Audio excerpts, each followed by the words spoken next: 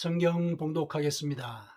시편 23편 1절에서 6절까지, 시편 23편 1절에서 6절까지 같이 봉독하겠습니다. 여호와는 나의 목자시니 내게 부족함이 없으리로다. 그가 나를 푸른 풀밭에 누이시며 쉴만한 물가로 인도하시는도다. 내 영혼을 소생시키시고 자기 이름을 위하여 의의 길로 인도하시는도다. 내가 사망의 음침한 골짜기로 다닐지라도 해를 두려워하지 않을 것은 주께서 나와 함께 하심이라. 주의 지팡이와 막대기가 나를 안위하시나이다.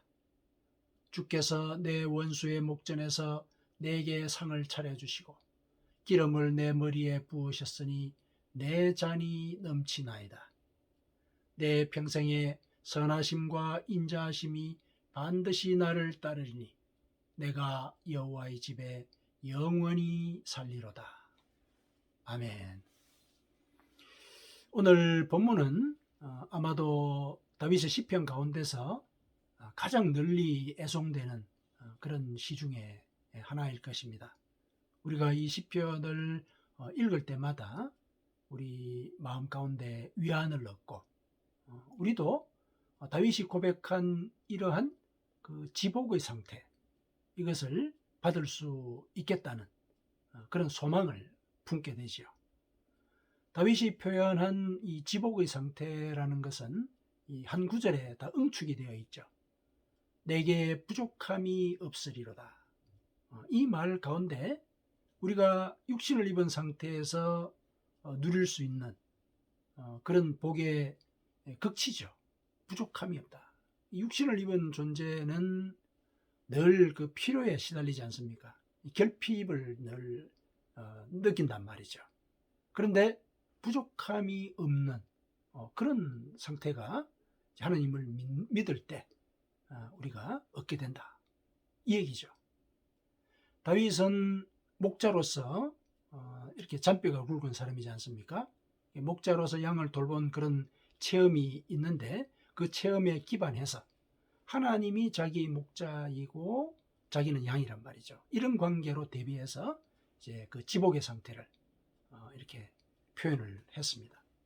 그래서 오늘 우리가 이 본문을 같이 묵상을 하면서 우리도 어떻게 하면은 다윗의 이와 같은 지복의 고백을 할 수 있겠는가, 그것을 한번 살펴보십시다. 다윗이 우리에게 이 시편을 통해서 그 길을 일러주고 있습니다. 그것을 같이 찾아보도록 하십시다. 자, 먼저 본문의 말씀을 먼저 한번 살펴보도록 하죠.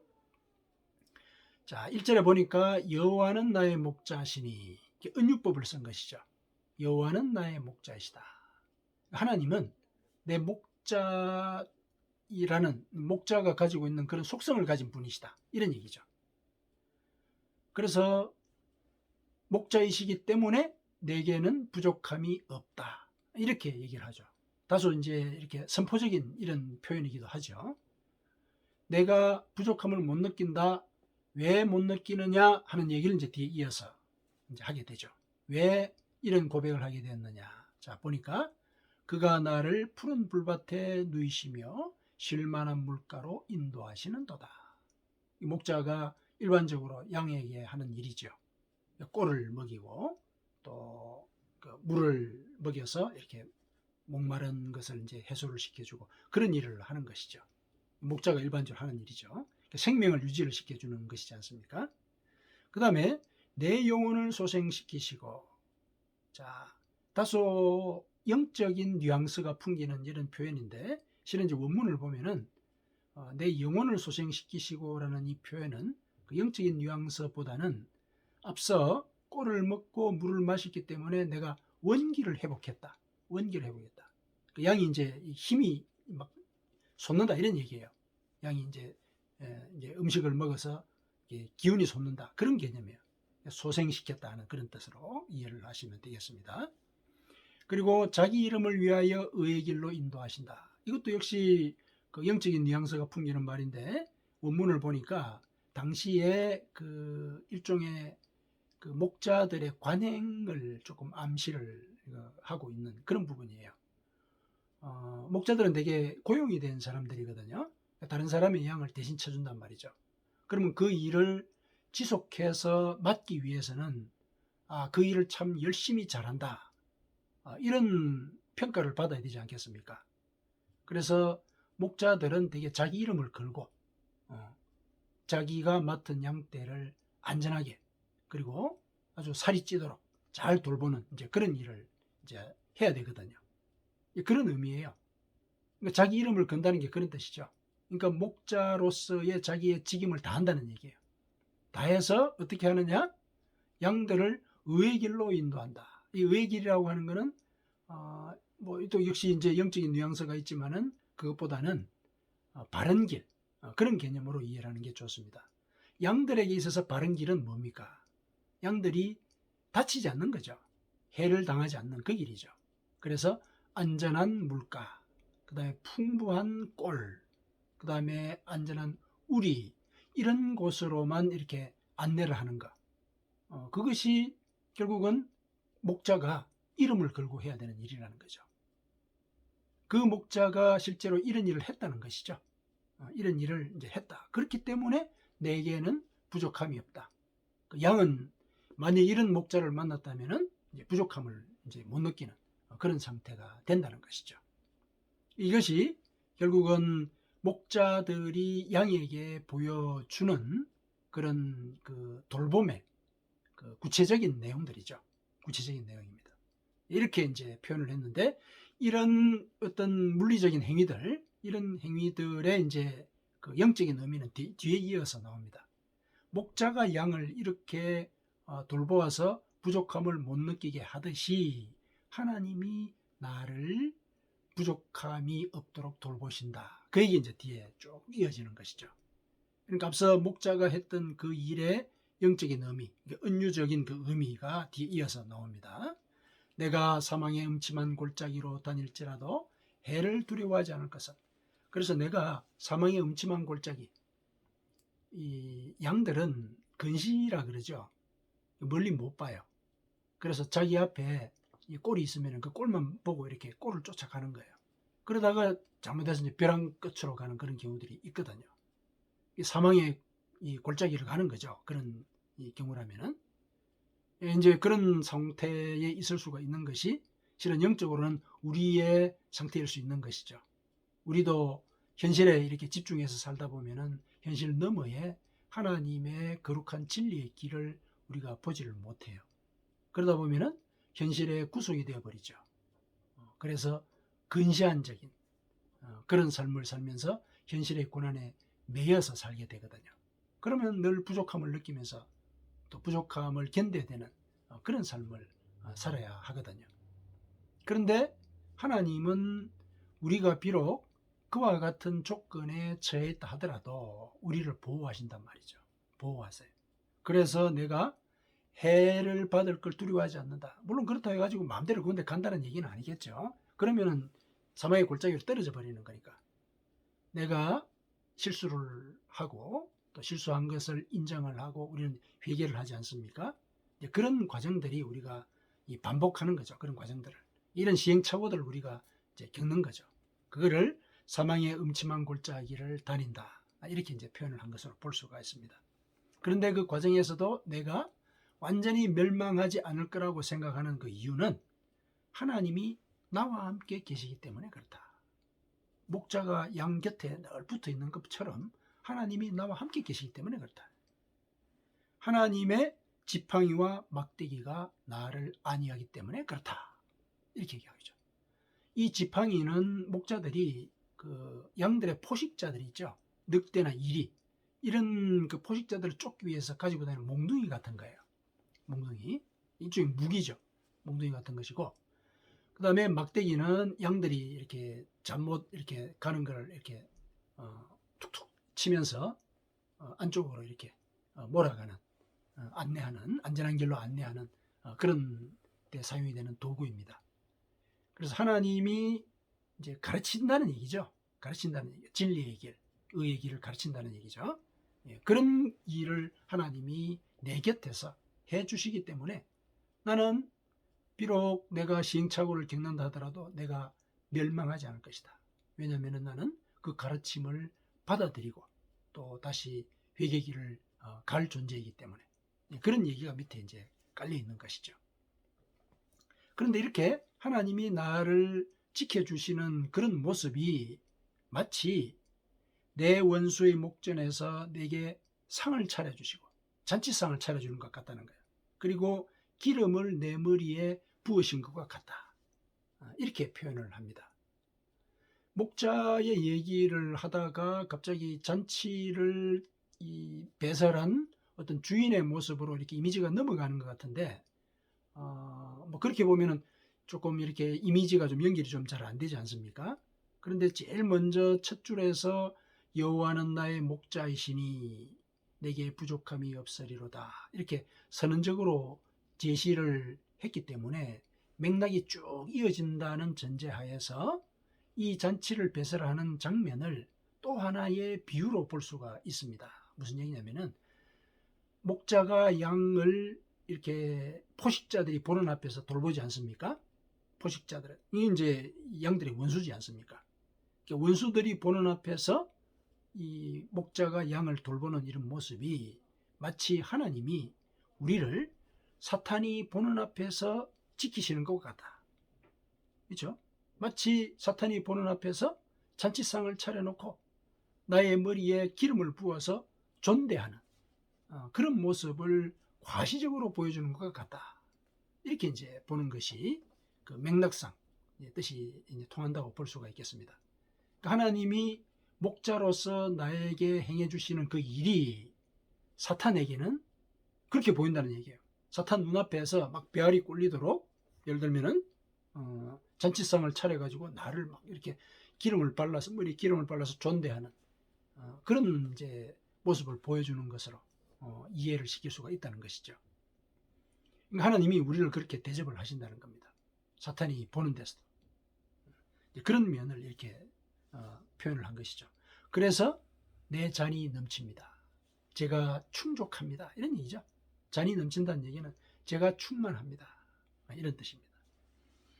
그래서 다윗은 이렇게 다짐을 하죠. 마지막에 내 평생의 선하심과 인자하심이 반드시 나를 따르리니, 이런 이제 체험을 했기 때문에 하나님의 그 선하심과 인자하심이 반드시 나를 따를 것이다. 믿는 거죠. 반드시 나를 따른다. 그래서 내가 여호와의 집에 영원히 살 것이다. 다짐하는 겁니다. 여호와의 집에 영원히 살 것이다. 이렇게 이제 표현을 했습니다. 그러니까 결국은 내가 부족함이 없게 되는 이제 그런 상태가 실현이 되는 것이죠. 다윗이 이제 이런 시편을 우리에게 이제 일러줬는데, 이 시편을 통해서 그러면은 우리가 다윗과 같은 이런 지복의 상태를 체험하고 또 그 지복의 상태를 지속하기 위해서 내가 어떤 일을 해야 될 것인가, 그거를 우리가 같이 살펴보도록 하지요. 자, 이 다윗의 이런 비유의 어떤 시를 우리가 쭉 읽어 내려갈 때 한 가지 그 하나님의 속성을 여기서 우리가 그 발견을 할 수 있는데요. 하나님을 목자에다 비유를 하지 않았습니까? 그리고 그 목자가 하는 일들이 다 하나님이 영적으로 하시는 이제 일들이라는 그런 의미를 갖는데, 가만히 보니까 이 모든 일들이 목자가 주관하는 거예요. 양이 요청해서 이런 일을 하는 게 아니라 목자가 선제적으로 그런 일을 하는 거죠. 목자가 다 주어이지 않습니까? 그렇죠? 목자가 나를 푸른 불밭에 누이고 물가로 인도하고, 그렇죠? 영혼을 소생시키고 의의 길로 인도하고, 그렇죠? 그 다음에 나를 안위하고 이렇게 되는 거죠. 또 상을 차리고 기름을 머리에 붓고, 목자가 이제 그런 일을 하고 하나님이 그런 일을 하신다라고 이렇게 표현을 하는 거 아닙니까? 양이 요청해서, 다윗이 요청해서 그런 일을 하는 게 아니에요. 하나님이 선제적으로 그런 일을 하신 것이죠. 목자가 선제적으로 양떼를 그렇게 돌보는 거예요. 여기서는 아주 중요한 하나님의 그 속성을 우리가 읽어낼 수가 있는데요. 하나님이 선제적인 조처를 취한다. 은혜를 베푸는 데 있어서 먼저 은혜를 베푸신다는 거죠. 우리가 요청해서.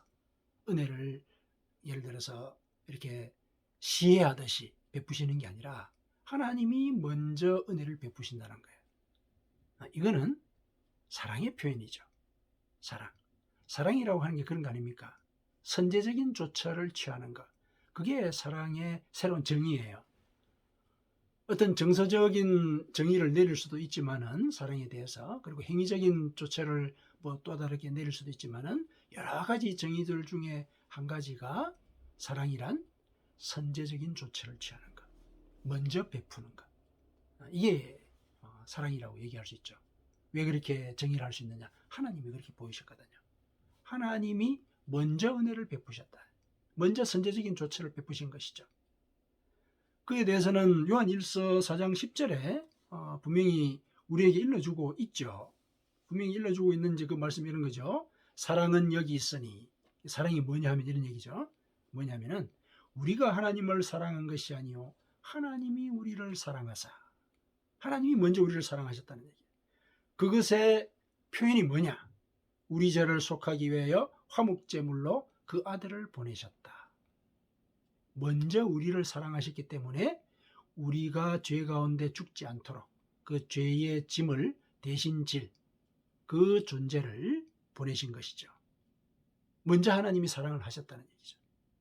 사랑이라고 하는 것은 선제적인 조처를 취하는 것이다. 이게 하나님의 은혜의 중요한 속성이라는 것이죠. 이것을 다윗은 오늘 시에서 우리에게 일러주고 있습니다. 목자가 그런 일들을 양에게 대해서 주체적으로 하듯이 하나님도 주체적으로 우리에게 은혜를 베푸신다.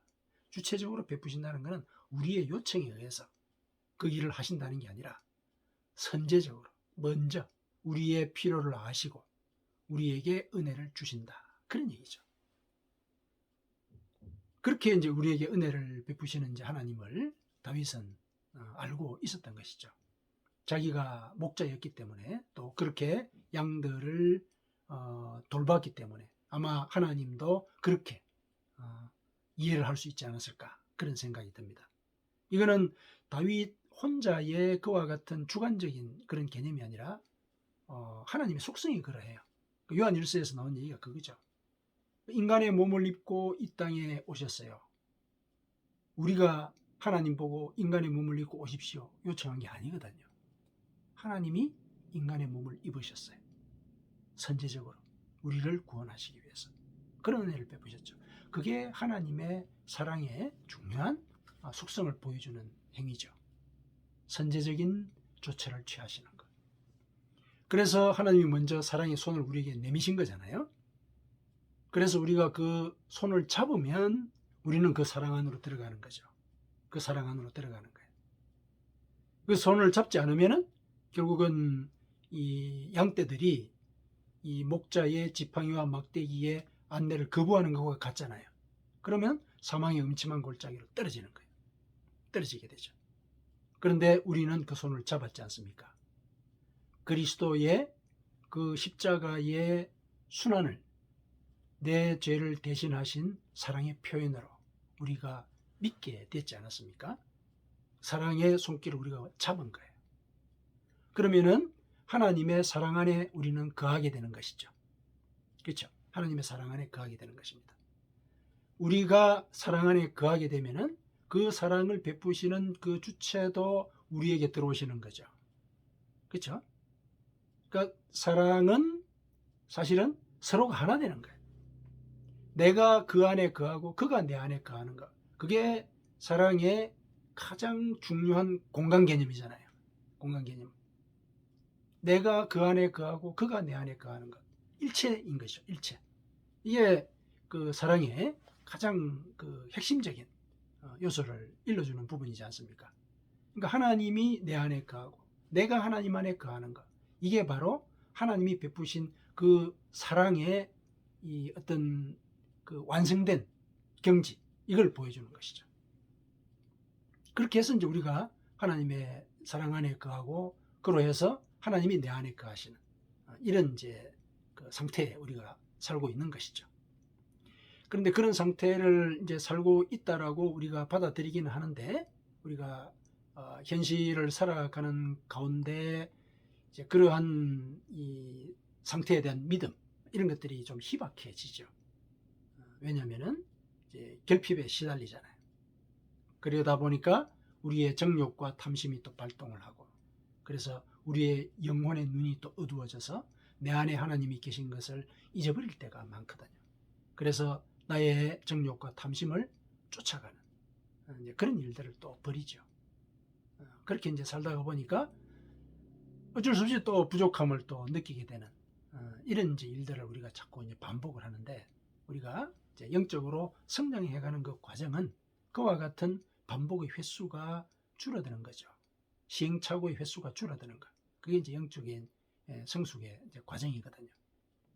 근데 그 과정 속에서 우리가 유념해야 될 것, 이 말을 유념을 해야 됩니다. 하나님이 우리를 먼저 사랑하셨고, 우리가 그 사랑을 받아들였고, 그래서 그분의 사랑이 무엇인지를 안단 말이죠. 그러면은 그분이 내 안에 계셔야 되고, 내가 그분 안에 있어야 되는 거거든요. 근데 그와 같은 상태, 이것을 유지하는 일을 우리가 게을리 하면은 시행착오의 길로 또 빠지는 거죠. 그럼 이제 그게 뭔가를 찾아야 되겠죠. 다윗이 오늘 일러주고 있는 그 길은 주의 지팡이와 막대기가 나를 안위한다, 그 말에 암시가 되어 있습니다. 하나님의 지팡이와 막대기가 나를 안위해서, 그러니까 안전한 길로 인도를 할 때 내가 그걸 받아들이는가. 그렇죠? 그게 양이 목자의 뜻을 따르는 것이죠. 그러면은 양들은 목자의 뜻 가운데 있는 것이고, 그러면은 목자는 자기의 뜻이 양을 통해서 이루어졌으니까 목자가 또 양의 뜻 가운데 있게 되는 것이죠. 합일이 이루어지는 것이란 말이죠. 주께서 나와 함께 하심이라 하는 상태가 이루어지는 단계죠. 그러니까 내가 하나님과 하나가 되는 것, 이거 우리가 관심을 갖고 이제 있어야 되는데, 그게 뭐냐면은 하나님의 지팡이와 막대기가 나를 인도할 때 그걸 따르는 거라는 얘기죠. 하나님의 지팡이와 막대기는 뭡니까? 이것도 이제 은유적인 거죠. 바로 하나님의 말씀이죠. 하나님의 말씀. 하나님의 말씀이 이 길로 가라, 이것이 옳은 길이다, 일러주고 있지 않습니까? 일러주고 있죠. 그 말씀을 따라갈 때 내가 그분의 뜻 안에 있게 되는 것이고, 그로써 우리가 그 말씀을 실천하게 되는 거니까, 그러면은 하나님이 내 속에 있는 것이다. 왜냐? 하나님은 원래 말씀이잖아요. 말씀으로 존재하시는 분이시거든요. 근데 내가 그 말씀을 지킨다라는 것은 그 말씀이 내 속에 들어와 있다는 얘기잖아요. 내면화됐다는 얘기잖아요. 그러면은 내가 그 말씀을 따라서 실천을 한다? 그러면은 나는 하나님 안에 거한 것이 되죠. 하나님의 사랑 안에 거하는 존재가 된다는 얘기죠. 그렇게 해서 우리는 하나님과 동행하는 자, 이런 삶을 이제 살게 되는 것입니다. 제일 중요한 것은 하나님의 말씀, 이걸 우리가 염두에 두고 있어야 된다는 거죠. 그게 바로 우리가 하나님을 믿는다는 것의 행동적인 표현일 수 있는 거죠. 저 사람은 하나님 믿는 사람이다 라고 했을 때 그 사람의 행동적인 증거는 하나님의 말씀대로 사는 거잖아요. 하나님의 말씀을 따라서 사는 것. 그게 그 사람이 하나님을 믿는 것, 하나님의 사랑 안에 거하는 것의 증거이거든요. 하나님의 말씀을 지키는 것, 이게 중요한 것이죠. 예수님께서 그러셨죠. 예수님께서 나를 사랑하는 자는 나의 계명을 지키느니라, 분명히 일러주셨죠. 나를 사랑하지 않는 자는 나의 계명을 지키지 않는다, 분명히 그렇게 얘기를 하셨어요. 분명히 그렇게 얘기를 하심으로 해서 강조를 하신 것이 나의 계명을 지켜라, 나의 계명을 지켜라. 내가 너희들에게 일러준 그 말씀들, 하나님의 말씀들, 이걸 지켜라, 이런 얘기를 하셨죠. 물론 그 말씀을 지킬 때 내가 도덕적인 의지를 갖고 지킨다는 것은 그건 한계가 있는 거거든요. 그때 우리를 도와주시는 분이 있다. 내가 성령을 보내겠다 그러지 않았습니까? 성령이 너희에게 임하시면 성령이 너희에게 모든 것을 가르칠 것이다. 요한복음 14장 26절에 성령이 모든 것을 가르칠 것이다. 모든 것을 가르칠 때 그때 내가 너희에게 한 말도 기억나게 할 것이다. 그 얘기를 일러주셨거든요. 성령이 도와주신다는 얘기예요. 그래서 우리가 성령의 인도를 우리가 받아서 성경 말씀대로 살려고 하는 것, 이게 바로 하나님의 사랑 안에 거하는 길이다. 그 길 안에 거할 때 하나님이 목자로서 양을 돌보듯이 그렇게 선하심과 인자하심을 베풀어 주신다. 선하심과 인자하심을 베풀어 주실 때 그것이 6절에 다윗이 이렇게 얘기했죠. 내 평생에 선하심과 인자하심이 반드시 나를 따르리니 그랬어요. 나를 따른다라는 얘기는 뭐냐면 나를 쫓아온다는 얘기예요. 나를 쫓아온다. 하나님의 선하심과 인자하심이 나를 쫓아온다는 얘기예요. 언제? 하나님이 나와 함께 하실 때. 언제? 내가 하나님의 말씀대로 살려고 할 때. 그때 하나님이 내 속에 들어와 계시고 내가 하나님 안에 거한 것이 되니까 하나님의 선한 인자하심이 나를 쫓아오는 거예요. 그래서 내가 부족함이 없는 그런 상태를 살아갈 수 있게 되는 겁니다. 그래서 다윗이 그렇게 고백하지 않았습니까? 다짐을 했죠. 내가 여호와의 집에 영원히 살리로다. 그렇게 살겠다는 거예요. 여호와의 집에 영원히 살겠다. 그게 무슨 말입니까? 하나님 안에 계속 거하겠다는 얘기죠. 하나님의 말씀대로 살겠다. 그런 얘기입니다. 양들이 목자의 말을 따를 때 생명을 얻듯이, 그렇죠? 꼴도 먹고 목도 축이고 생명의 원기를 회복하고 또 안전한 그런 삶을 살아가면서 부족함을 느끼지 못하는 것과 마찬가지로 우리가 하나님의 말씀을 쫓아서 살 때, 그때 하나님은 우리가 부족함이 없으리로다.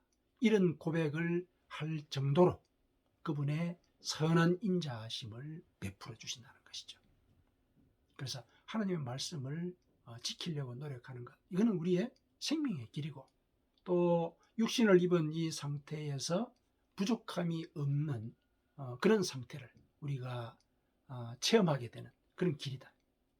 왜냐하면 예수님이 분명히 약속을 하셨지 않습니까? 너희는 먼저 그의 나라와 그의 의를 구하라. 하나님의 뜻을 먼저 구하라는 얘기죠. 말씀을 쫓아서 살아라는 얘기예요. 그러면 이 모든 것은 이제 육신에 필요했던 이 여러 가지 먹을 것, 입을 것, 마실 것 이런 내용들이죠. 마태복음 6장 33절에 그렇게 얘기를 하고 있거든요. 이 모든 것을 너희에게 더해 줄 것이다. 부족함이 없어진다는 얘기예요. 하나님이 약속하신 거예요. 그래서 그분의 말씀을 지키려고 노력하는 것. 이것이 다윗의 고백을 우리도 할 수 있게 하는 그런 길이다. 이것을 우리가 기억을 해야 되겠습니다. 구약에서도 그런 말씀을 누누이 하고 있으시죠. 하나님의 말씀을 청종하면은 네가 들어와도 복을 받고 나가도 복을 받는다. 그 얘기죠. 부족함이 없어진다는 얘기예요. 하나님 말씀을 청종하면. 신명기 28장 2절에서 6절 유명한 구절이지 않습니까? 신명기 28장 2절에서 6절. 네가 네 하나님 여호와의 말씀을 청종하면, 듣고 따른다는 얘기죠.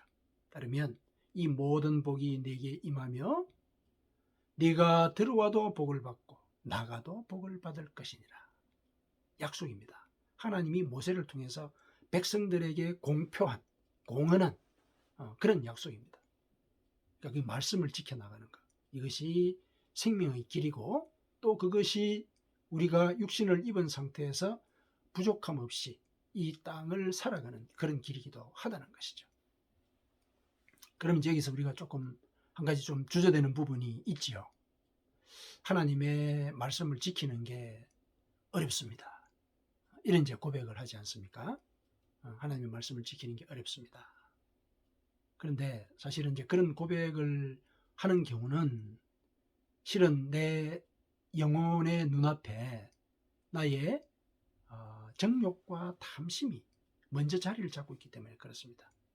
내 정욕과 탐심을 내가 이겨내려고 하는 거 참 어려운 일이죠. 그래서 그걸 십자가에 못 박아라 그러지 않습니까? 십자가에 못 박아라. 죽여야 된다. 그런 얘기를 하거든요. 물론 그것도 이제 하나님의 그 말씀을 따르는 이제 길이기는 한데 참 어렵단 말이죠. 그런데 내가 정욕과 탐심보다는 하나님의 말씀을 먼저 따라야지. 그런 결단을 하면은 정욕과 탐심이 그걸 방해를 못 합니다. 말씀이 더 큰 힘을 있으니까요. 하나님의 말씀을 따라야지 결단하면은 성령이 도와주세요. 그 일을 할 수 있도록. 성령이 도와주시거든요. 그럼 이제 그 도우심을 붙들고 내가 그 말씀대로 사는 거죠. 그러면은 내가 하나님의 말씀의 힘을 내가 느끼게 되고, 그것이 반복이 되는 가운데 나는 영적인 근력이 튼튼해지는 그런 이제 체험들을 하게 됩니다. 그러면은 부족함이 없는 이런 삶을 우리가 누릴 수가 있게 돼요. 실제로 하나님의 약속을 우리 삶 속에서 체험을 하는, 아니 증명을 하는 그런 삶을 우리가 보여줄 수 있어야 되겠죠. 그래서 이제 어렵다라고 이제 이렇게 이제 생각을 이제 하는 부분들이 이제 많이 있긴 있는데, 하나님도 그걸 아세요. 하나님도 그걸 아십니다. 아셔서 이런 말씀을 하셨어요. 자, 어디냐면은 신명기 30장 11절에서 14절이에요. 제가 읽어드릴게요. 무슨 말씀을 하셨느냐면은, 내가 오늘 네게 명령한 이 명령은 네게 어려운 것도 아니요 먼 것도 아니다. 멀리 있는 것도 아니다. 하늘에 있는 것도 아니다. 어렵게 생각하지 말라는 얘기죠. 어렵게 생각하지 말라. 오직 그 말씀이 네게 매우 가까워서 네 입에 있으며, 실은 우리가 그 말씀을 배우지 않았느냐는 거죠. 또 입으로 이렇게 고백하지 않았냐는 거죠. 읽고 배우면서 네 입에 있다. 입에 있다. 네 마음에도 있다. 그렇죠? 네 마음에도 있다. 그런즉 네가 이를 행할 수 있느니라. 우리가 우리 영혼의 눈앞에 정욕과 탐심을 먼저 영혼의 눈이 정욕과 탐심을 먼저 바라보는 이런 일을 하지 않고 하나님의 말씀을 먼저 실행하려고만 하면은 그 말씀을 실행하는 게 어렵지가 않다는 거예요. 하나님이 얘기를 하신 거예요. 왜냐하면 하나님이 도와주실 거거든요. 성령이 그 일을 하신다고 약속을 하지 않았습니까? 도와주신다고요. 도와주신다. 그 일을 할 수 있도록 도와주신다. 그래서 하시는 말씀이 네가 이를 행할 수 있느니라. 할 수 있다는 거예요. 하나님이 격려를 하십니다. 그래서 우리가 하나님의 말씀을 먼저 선택해서 어떤 일 앞에서도 하나님의 뜻을 먼저 묻는, 그래서 그 뜻을 실행하려고 노력하는 그런 태도를 우리가 지켜나가려고 할 때 하나님의 선하심과 인자하심은 나를 쫓아오게 돼 있다. 쫓아오게 돼 있다. 사실은 이렇게 구원받을 길을 세세하게 알려주시는 것, 우리가 하나님 말씀 지키는 게 어렵다라고 생각할지도 모른다 생각하셔가지고 어려운 게 아니다 이렇게 알려주시는 것, 이것만 해도 벌써 하나님이 우리에게 선제적으로 은혜를 베푸시는 거잖아요. 하나님은 우리가 구원받기를 원하세요. 생명의 품 안에서 풍성히 누리며 부족함 없이 지내기를 바라십니다. 그게 하나님의 뜻이에요. 그 뜻이 성경 말씀 속에 다 녹아 있거든요. 그래서 우리가 성경을 배우고 성경에서 일러주는 말씀을 지키려고 해야 되는 것이죠. 그것이 다윗과 같은 고백을 할 수 있는 그런 길이 되는 것입니다. 사랑하는 성도 여러분, 하나님은 선한 목자처럼 우리에게 부족함이 없도록 채워주십니다. 이때 선하다는 것은 착하다는 뜻이 아니에요. 유능하다는 얘기예요. 양들을 책임지고 인도하는 거죠. 그래서 양들이 위기에 빠졌을 때는 목숨까지 버리는 거죠. 예수님께서 그러지 않았습니까? 나는 선한 목자라. 나는 양들을 위하여 목숨을 버린다. 이 얘기를 하셨죠. 그렇게 우리를 지키신다는 겁니다. 지키십니다. 그래서 우리가 부족함에 시달리지 않도록 채워주신다는 거죠. 그래서 이 사실을 우리가 믿을 때 그분의 사랑을 받아들이는 거잖아요. 그러면 우리는 그분 안에 있게 되고 그분은 우리 안에 있게 되는 것입니다. 자, 이와 같은 과정은 우리가 하나님의 말씀을 따라서 살려고 노력할 때 결실을 맺게 됩니다. 하나님의 말씀이 굉장히 중요한 핵심이에요. 우리가 부족함이 없는 인생을 살아가는 그 핵심적인 길이 하나님의 말씀을 실천하는 데 있다는 것. 그게 이제 오늘 다윗이 우리에게 일러주고 있는 내용입니다.